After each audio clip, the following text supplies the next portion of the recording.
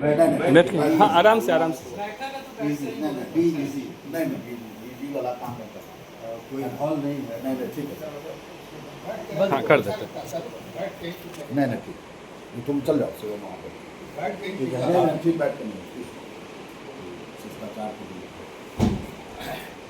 आज की जो पहली बैठक है ये एक ऐतिहासिक बैठक, इसीलिए कि मैं डॉक्टर कुमार कार्तिकेय, मैंने अपने जॉब से ऐच्छिक सेवा निवृत्ति राष्ट्र सेवा के लिए किया। तो अब हम लोग का जितने भी लोग हैं, अधिकतर इसमें से कुछ लोगों को छोड़कर अब व्यक्ति 60 वर्ष से या 60 वर्ष से ज़्यादा हो चुका है। तो हम लोग के पास समय कम है, लेकिन कार्य बहुत ही विशाल, राष्ट्र सेवा का कार्य विशाल है, इसीलिए कि अथक प्रयास करने की आवश्यकता है। क्योंकि अभी भारतवर्ष में राष्ट्रवादी हिंदुत्व पर बोलने के लिए बहुत ही कम राजनीतिक दल तैयार है।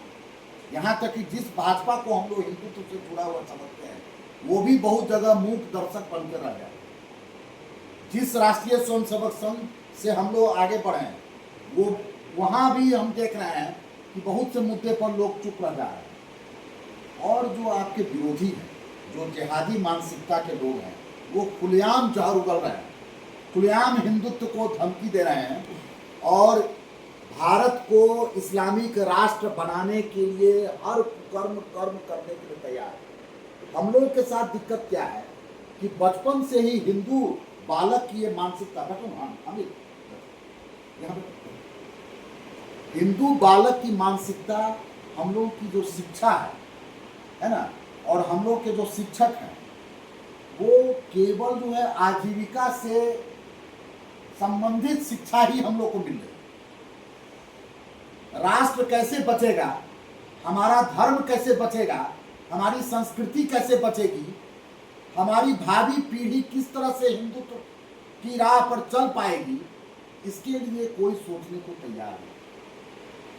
और विगत 10 वर्षों से मेरे हृदय में, मैं तो बचपन से 1971-72 से मैं राष्ट्रीय स्वयंसेवक संघ की शाखा में जाता था। जब लोकनायक जयप्रकाश नारायण का आंदोलन चल रहा था, उस समय मैट्रिक में था और हम लोग काफ़ी एक्टिव थे। हम लोग रेलवे लाइन पर चलते हुए, उदल राय वहाँ पर प्रचारक थे, रेलवे लाइन पर चलते हुए हम लोग संघ की शाखा लगाते थे। तो आज जो भी राष्ट्रीयत्व है वो संघ की देन है, इसको हम मानते हैं और मानते रहेंगे। लेकिन समय के साथ संघ में भी वो डेडिकेशन अब नहीं रहा, ये कहते हुए मुझे दुख हो रहा है। इसीलिए कि जिस तरह से अभी बहुत से उससे जुड़े हुए लोगों का जो व्यवहार है, जो वाणी है, इसीलिए कि देखिए, पहले क्या है कि मुखर होना होगा।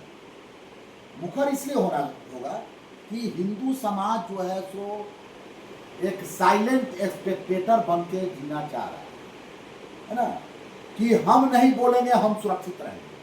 लेकिन अभी जो आप बांग्लादेश में देख रहे हैं, अभी आप जो नेपाल में देख रहे हैं, पाकिस्तान में देख रहे हैं, श्रीलंका में देख रहे हैं, चारों तरफ जो भारत के इर्द गिर्द है, हर जगह पर आप देखिएगा कि किसी भी ढंग का आंदोलन होता है तो उसकी जो बंदूक है वो हिंदुत्व की तरफ जाती है। अभी नेपाल में लोग को अभी भी सोशल मीडिया पर मैं देख रहा हूँ कि हिंदू राष्ट्र बन जाएगा, लेकिन रियलिटी ये है उस आंदोलन के बहुत से लोग पशुपतिनाथ मंदिर पर पहुंच गए उसको भी डैमेज करने के लिए। ये खतरनाक बात है कि एक जो हिंदू राष्ट्र था उस हिंदू राष्ट्र को मिटा दिया गया, कम्युनिस्ट शासन वहां हो गया, और जिस दिन कम्युनिस्टों को भगाया जा रहा था उस दिन भी हिंदुत्व पर ही खतरा था। नेपाल की जो सेना है, जो कि राजा के अंदर में बैठ जाओ, अंदर में काम करते रही है, उसमें कुछ हिंदुत्व तो बाकी है, जबकि उसमें बहुत से कम्युनिस्ट कैडर को घुसा दिया गया। नेपाल की सेना में जो माओवादी आंदोलन नेपाल का चला था, जिसने राजशाही को उखाड़ फेंका, उसमें क्या हुआ था कि जितने भी कम्युनिस्ट कैडर थे उसको पाकिस्तानी नेपाल की जो राजशाही सेना थी उसमें घुसा दिया गया। इसलिए वहां भी डायल्यूशन हो चुका है। लेकिन ये सौभाग्य की बात है कि वहाँ के सेनाध्यक्ष ने पशुपतिनाथ मंदिर, जो कि हिंदुत्व का बहुत बड़ा प्रहरी है भोला बाबा का, उसको आग लगने से, नष्ट होने से बचा दिया गया। तो आप सोच सकते हैं कि आप कितना सुरक्षित अपने घर में हैं।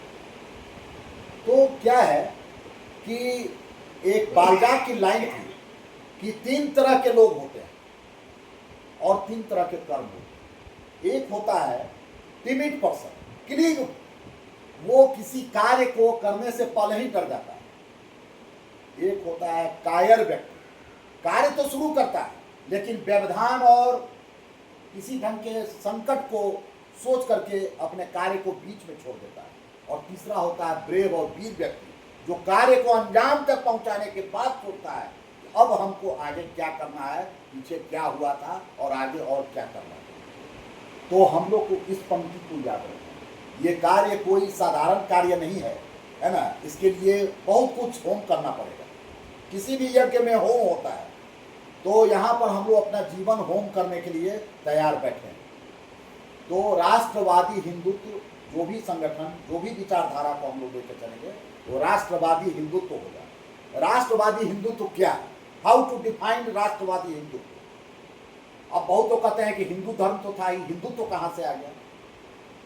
हिंदुत्व और हिंदू धर्म में क्या अंतर है, ये हमेशा समझाने की आवश्यकता है।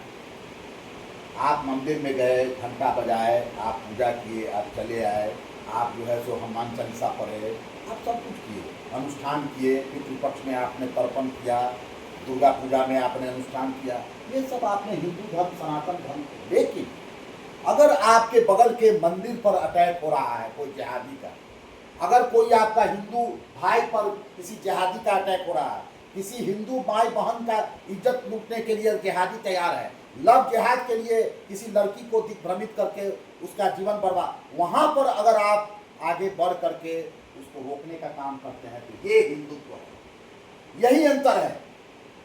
जो आज जो राहुल गांधी बोलता है कि हम हिंदू हैं, हम हिंदुत्व नहीं जानते हैं, इसलिए कि तुमको हिंदू पर जो अटैक हो रहा है उसको रोकने का तुम प्रयास ही नहीं कर रहे हो। इसलिए कि तुम्हारा जो वोट बैंक है वो हिंदू पर अटैक करने वाले लोगों का है। तुम उसको कहने के लिए तुम हिंदू हो, तुम जो जनेऊ धारण कर लोगे, तुम टीका लगा लोगे, लेकिन जहाँ हिंदू के भविष्य और हमारे जो शासन तंत्र में जो उसका आज शासन हिंदू बहुमत का होना चाहिए, वो चीज़ आज देखिए कि मुसलमान का जो है सो आपको ये वक्फ बोर्ड है, उसके लिए सारे मुसलमान लगे हुए हैं। इतनी जमीन उसके पास है जितना कि भारत के और किसी भी संगठन के पास नहीं है। एक पाकिस्तान आपके घर के भीतर बन चुका है। तो सनातन धर्म का आज सबसे बड़ा दुख का बात है कि जो आप जो वहाँ का जो मंदिर है, आंध्रा का क्या नाम है, तिरुपति, तिरुपति तिरुपति मंदिर के प्रसाद में गाय का चर्बी मिला हुआ पाया गया।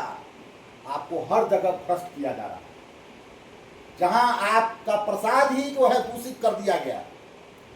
तो आप सोच सकते हैं कि आप कहां जा रहे हैं। दूसरा, हिंदू धर्म को जाति में तोड़ने का पूरा प्रयास हो रहा है। तो हम लोग का कार्य ये होगा कि जैसे भी हो, हम लोग हिंदू को, ठीक है, अपनी अपनी जाति कर्म के अनुसार जो बटी हुई है, सब लोग काम कर रहे हैं, सभी जातियों का अस्तित्व, उसको वो जो सनातन परंपरा में चला आ रहा है, उससे हम लोग को कोई बात नहीं है। लेकिन जाति के नाम पर हिंदू समाज को तोड़ करके जो राजनीतिक रोटी सेकी जा रही है, उससे हम लोग को हिंदू समाज को बचाना कि जिस तरह मुस्लिम वोट बैंक के नाम पर वो उसका गौ हत्या, उसकी राष्ट्र विरोधी जितनी भी क्रियाकलाप हैं उनको उसको माफ किया जाता है। यहाँ तक कि आपका सुप्रीम कोर्ट का जो चीफ जस्टिस है आज बोल रहा है कि आप फटाका पूरा हिंदुस्तान में नहीं बजाए, एक दिन हिंदू पढ़ा। लेकिन वो जो गौ हत्या होती है बकरीद के नाम पर, लाखों निरीह जीव काट दिए जाते हैं, उस पर बोलने के लिए तो तैयार। तो आप सोच लीजिए कि आप कहाँ जा रहे हैं। आप सोच लीजिए कि आप कहाँ जा रहे हैं। आज जो है रोहिंग्या, हम लोग दरभंगा जाते हैं, बहुत जगह रास्ता में देख रहे हैं रोहिंग्या का बस्ती बसा दिया गया, बहुत जगह। अभी आप अनिसाबाद में चले जाइए, एक छोटा सा जो है सो वहाँ पर मजार था, अब देखिए उसका बाउंड्री घेर दिया गया, कल उसमें गेट लग जाएगा। हर जगह इस तरह का काम हो रहा है। और पहले अगर तोड़ा जाता है तो दरभंगा मेडिकल कॉलेज के कैंपस में हिंदू मंदिर था, उसको हमारे हिंदू प्राचार्य ने, नीतीश कुमार के बहुत ही चहेते थे, उन्होंने बुलडोजर से तोड़वा दिया रातों रात। कितनी माँ बहनें वहाँ के पूजा करती, और वहाँ का मस्जिद है कैंपस में, उसको कोई नहीं बोलने वाला। तो इस पर विचार करने के लिए किस तरह से कार्य करना है, यही आज का, और इस पर हर आदमी अपना विचार रखेंगे और उस पर आगे कार्य करेंगे।